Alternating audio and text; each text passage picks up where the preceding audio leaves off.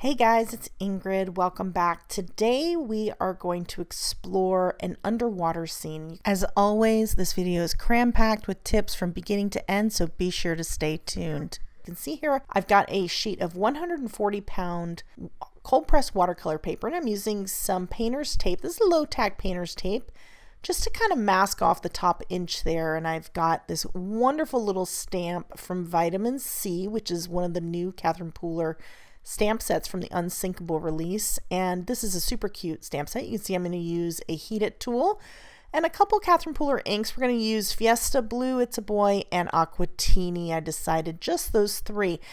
And we're going to be creating a real magical underwater scene, very realistic. So I'm taking some Catherine Pooler inks. They're extremely juicy, vibrant inks. I'm going to start off with my lightest shade, which is It's a Boy, add a little Fiesta Blue here in a couple spots. And I'm smashing down my dye-based inks, which are water-based inks, down onto a craft mat. You can use a glass mat, whatever it is that you want to use, whatever surface is going to work with water. And you can see I'm taking a distress sprayer, and I am very quickly spritzing, adding quite a bit of water. Not too much. You kind of want to control the water. You need enough to get it moving onto the watercolor paper, because I'm using the toothy side of the watercolor paper. I also want to have a watercolor brush handy.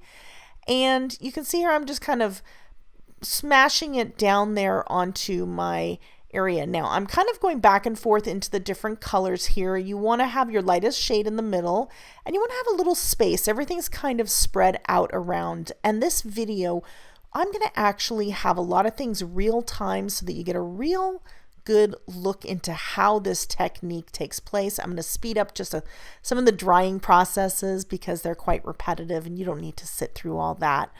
But I wanted you to get a feel for how I actually create this technique. This is called the wrinkle-free technique, and it's a very cool one. You can see we have a little bit too much aquatini, so a little too teal. I wanted to have a little bit more of a bluish tint to that. Watercolor is very forgiving, so you have time. You can come back in with a little more water because everything's super highly reactive. That's the beauty of the Catherine Pooler ink line. So you can see I was able to pick up a little bit of water after reactivating it with some fresh clean water. I'm smashing down a little bit more It's a Boy because I felt like the piece needed a little bit more of the lighter shade versus the darker teal. So we're just adding a little bit more there. You want to keep light in your project. Everything is all about the magic of the yin and the yang, the light with the dark. So we wanted to have a little bit more light. We're creating just the base. You can see I'm starting to remove a little bit more of that teal.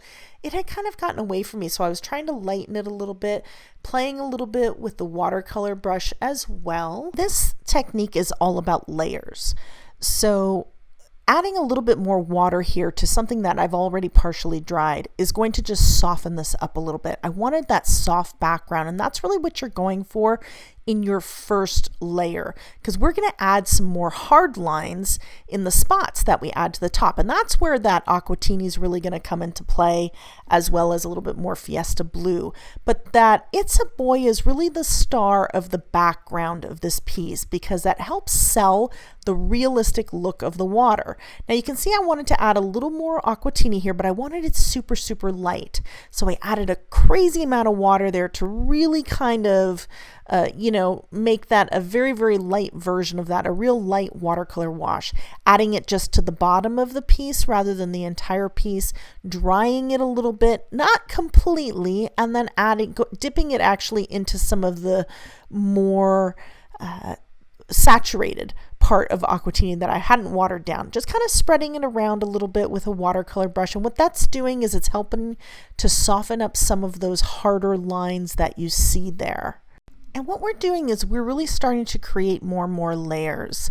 Next up, we're going to actually add some of the dots to our project. You can see here I'm still just kind of adding those last little touches to the base there, just really kind of wanting to have a little bit of teal but mostly blue.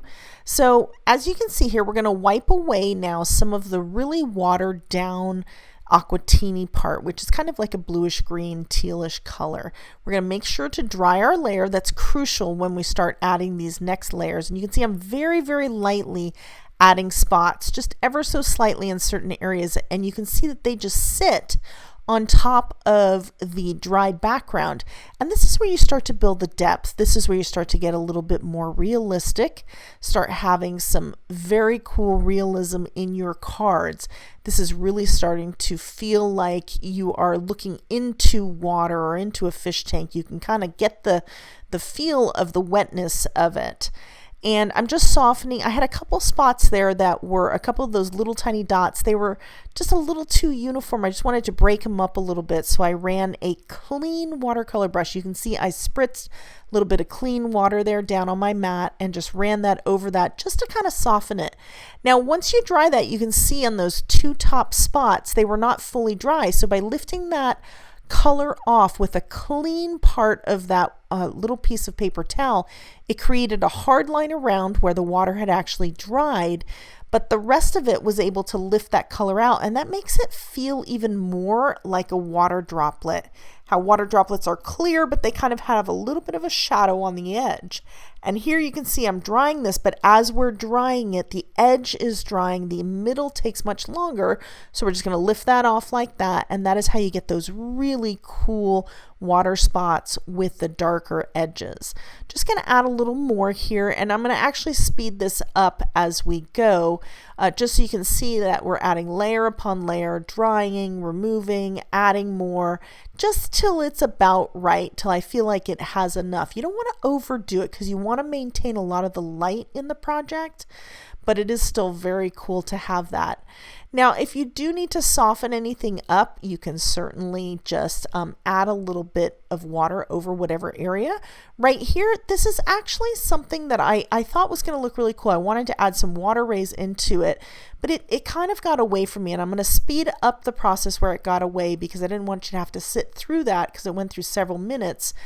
And I ended up drying it and then adding more It's a Boy to it because it just wasn't feeling right. It continued to dry and it felt a little overworked.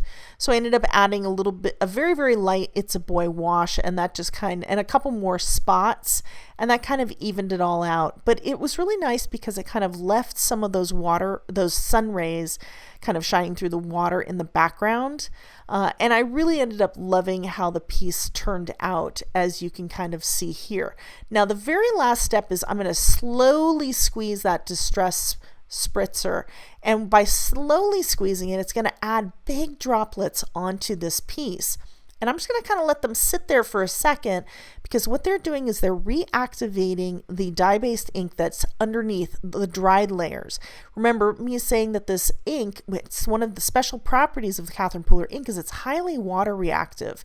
So you can kind of see how that water is just sitting on there as I'm angling this.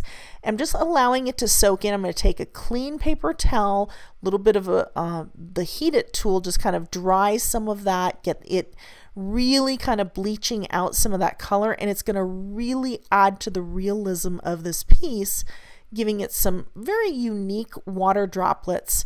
The last step is just kind of pick this all up, and you can kind of see right there we have a very, very cool piece. Now, to give this a little bit of an edge here at the top, I'm going to use one of the life-changing brushes and a little bit of the It's a Boy there at the very, very top, and just kind of create a harsh line there. Just wanted to create a little more depth at the top to kind of signify that that is the top part of the water. That's kind of the water's edge. And the stamp set that I'm going to use is a vitamin C, and then I'm going to use another one called Hook, Line, and Sinker for my sentiment. There's some great stamp sets in this collection. This project was created for this new release. I hope you saw my other project that I have that's done with colored pencils. There's so many fun under the sea type of projects. You can see here I'm removing the masking tape, which is actually it's painter's tape, super slowly. That is 100% true speed. I wanted you to see how slow you do it. That needed to be completely dry. You may have seen me run a Heat It tool over it so that you don't tear your paper. And that's an awesome project. I love how this turned out. Now I'm adding a little bag there on I wanted to make sure to create a very resistive surface. I didn't want any, stray embossing powder to stick to anything. I stamped that in Daydream, which is a darker version of Aquatini. And then I stamped it again using my Misty because get perfect alignment. Again, with embossing it with clear embossing powder by Wow. Now, I went ahead and added some of the very, very cool sequins also in this release. And you can see here this project.